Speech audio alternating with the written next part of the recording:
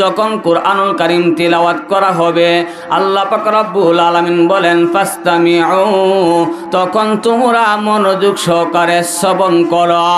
বানা আমার লক্ষ্য করে শুনুন, কুরআনুল কারীম যদি মনোযোগ সহকারে শুনতে হয় তাহলে চিল্লাচিল্লি করলে কুরআনুল কারীম শোনা যায় না।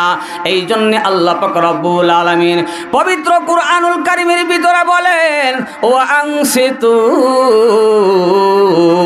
তোমরা চুপ থাকো, হট্টগোল করিও না, গন্ডগোল করিও না।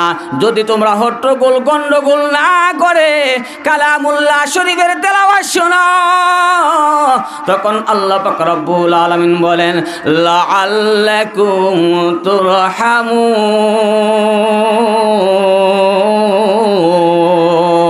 আল্লাহ তাআলা তোমাদের উপরে অগণিত রহমত বৃষ্টির মতো নাজিল করে দেবে।